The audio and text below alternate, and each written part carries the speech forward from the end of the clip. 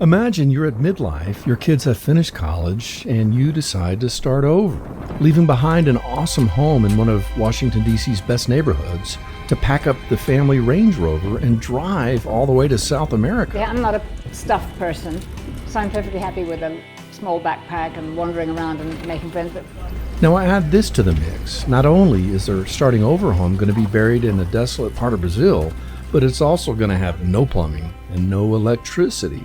And it's going to be about an hour's drive from the closest small village. Now, who does that? Talk about a leap of faith. I said, if we're going to do that, we need to be within reach of a city. Well, that's exactly what husband and wife Robin and Binka Le Breton did. They didn't just take a leap. They got a running start and catapulted into the unknown. It's Robin's fault. She's the one who has the itchy feet. Come on now. Was it a midlife crisis or madness? Maybe this married couple of a half a century were on a mission. She put them in there, yes. But if I had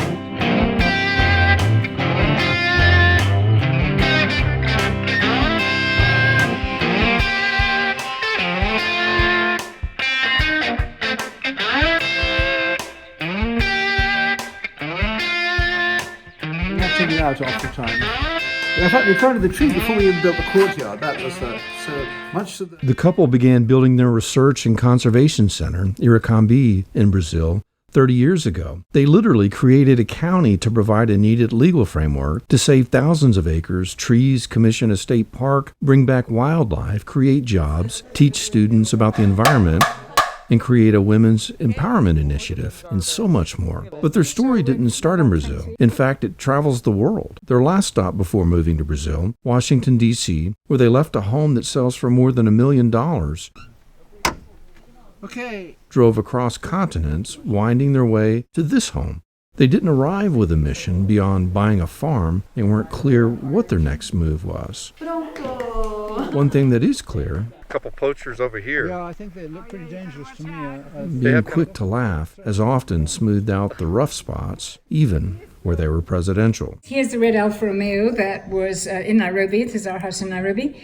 And I was driving it once to the airport, and I got it stuck underneath the ceremonial arch to welcome the president of Nigeria.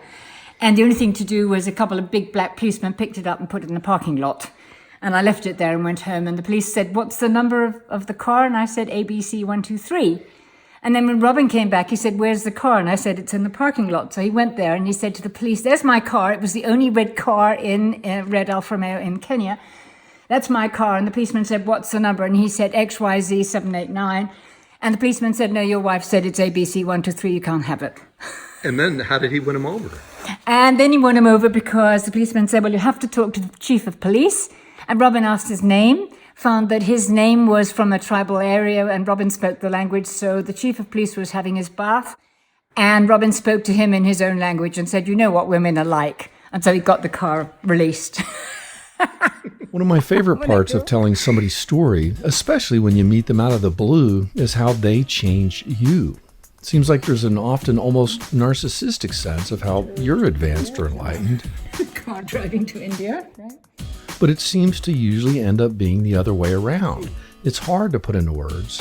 Perhaps an easy way to describe it is kind of like the intersection of providence and serendipity. So where's this one at? This one's in... This is in Iowa, That's Iowa. And how about these two? and these are a graduate school in Iowa also. This is the case with meeting Robin and Binka Le Breton, Where did you get married at? In Kenya. a story of two utterly profoundly amazing people whose life story, captured in the pages of their family photo albums, travels the world from one adventure, language, and country 3 continents. to the next. Oh, yeah, we had so much fun. How many languages do you speak? No, when you get to my age, the question is not how many languages you speak, it's how many languages have you forgotten. So, yeah, quite a lot. I used to. No, when the movie wins an Oscar. Yeah, well, we have to make the movie first. That's a detail, but I mean, that's foregone. From their worn-out couch inside their home in Brazil's Atlantic rainforest, a home they built of mud a quarter century ago, this husband and wife, who'd already lived full and fascinating lives, told me their story of when they decided to start over in their 40s, leaving the United States for Brazil with only what they could pack into their Range Rover. After we raised the kids and paid for their college and everything, we were, in our 40s and fancy-free, no bills to pay or anything. So Robin said he'd like to go off and do something, like buy a piece of land and see if he could make it work. So I thought, I remember saying, don't worry, Robin, you'll get over it.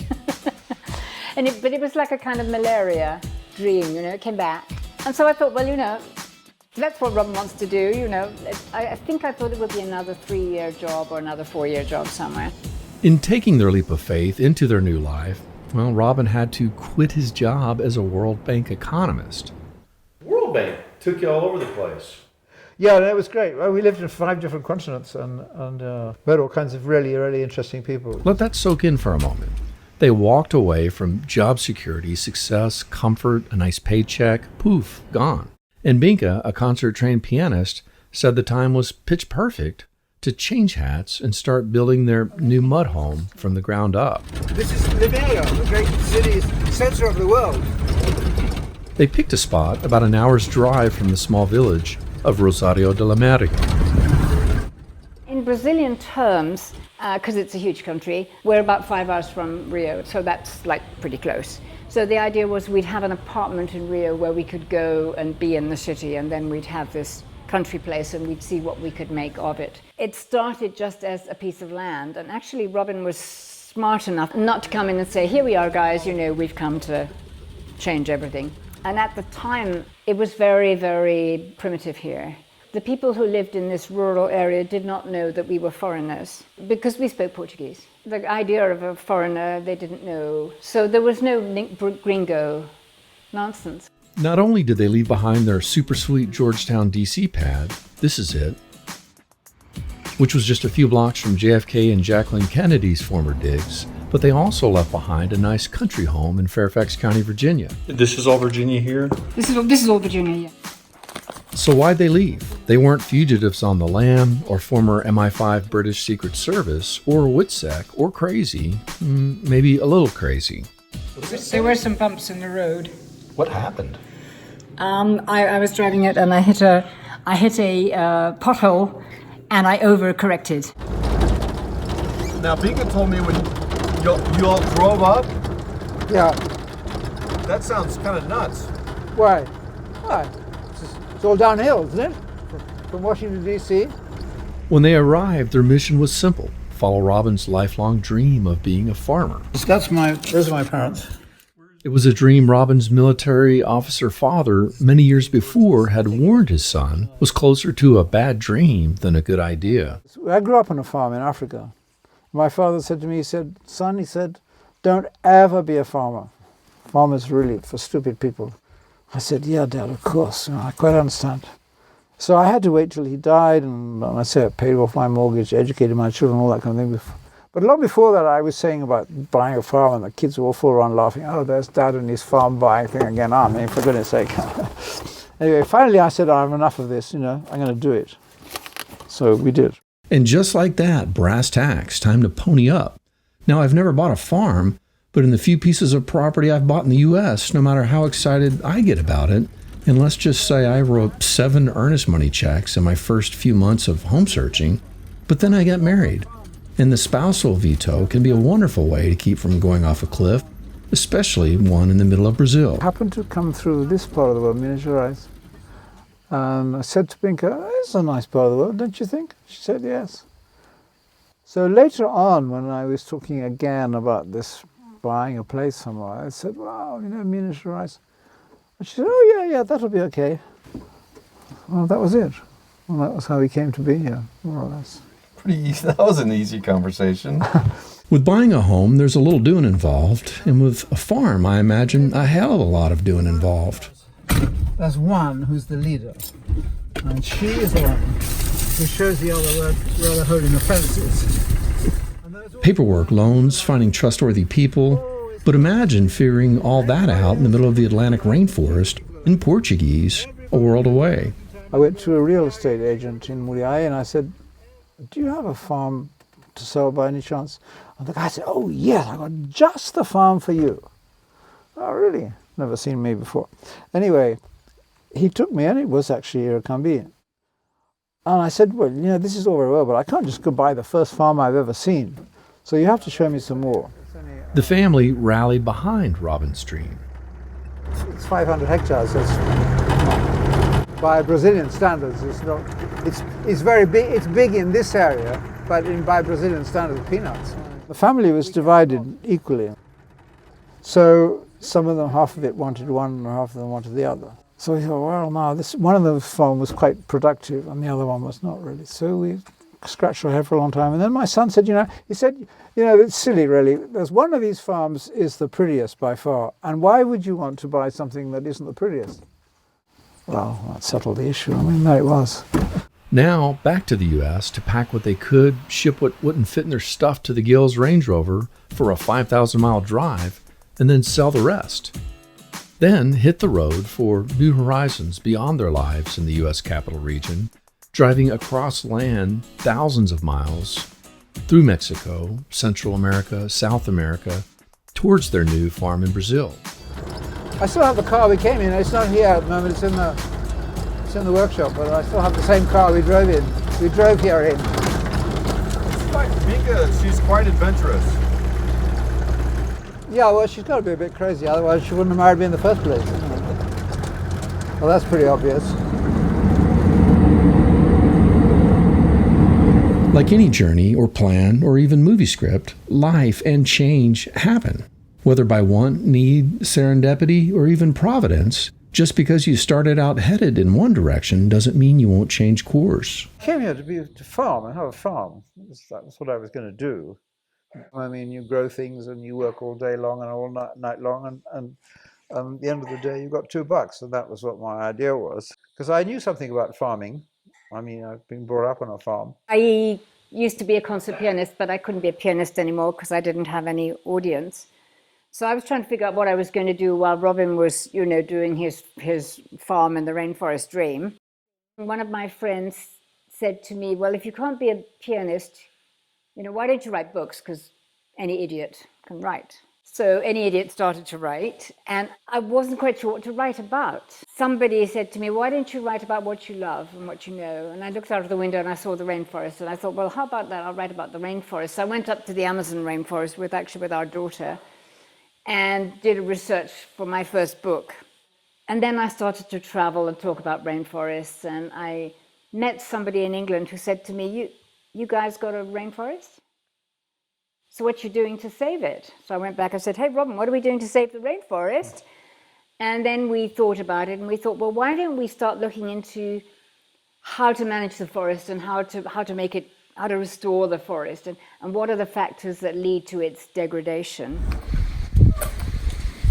It rapidly became obvious that there was something missing here, and it just so happened at that very time was the beginning of the environmental movement in Brazil. 1992 was the International Environmental Conference in Rio de Janeiro. It became a big event in environmental history all over the world. As a matter of fact, that Rio conference was very significant. Now it was time for boots-on-the-ground research. Robin sought out a local university professor, someone with expertise on the rainforest. I went to the university and I said to the professor there, how do you stop the forest being cut down? And he said, what? Look at Felipe. I said, okay. Once the forest is being cut down, how do you get it started up again? And he said, what? So I realized then that actually these were perfectly simple things that actually nobody had ever thought about around here. That was really when we thought, well, maybe we have to answer some of these questions before we go around telling other people what to do. We need to find out for ourselves whether actually that's the right thing. So that was really kind of how it all got started. Not one of those fancy city limits. Driving through these dirt roads in present day, which Robin said were mostly built by hand, the beauty is undeniably breathtaking. Also undeniable, how somebody just like Robin might want to fight to keep it that way. This is what they're mining. This is the bauxite. Okay. The aluminum? Yeah, you get aluminum from. Okay. Robin said strip mining, just like fracking, What's in here is a bill of goods sold by developers that destroys the land. you take the topsoil off, and you stack it down in a pile there, and then that's about 1 meter deep. And then you've got the deposit of the actual mineral that you're after, which is probably 3 to 4 meters deep. And then you take all that away, and then when you finish, you put the topsoil back, spread it all around, and you say to the farmer, there you are, there's your land back to where it was before. Which, of course, anybody who knows anything about farming must know is absolute rubbish, because it just isn't like that at all. Soil is a complex living organism. You can't just pick it up and throw it over there and drive a tractor over it and leave it in the sun and leave it in the rain and pretend it's all the same afterwards. It's not. That doesn't work that way. When they arrived on their soon-to-be farm, it was before Brazil's conservation movement had begun. You see, the environmental movement in Brazil is very new, whereas you've had environmentalists in the US, certainly even before the Second World War.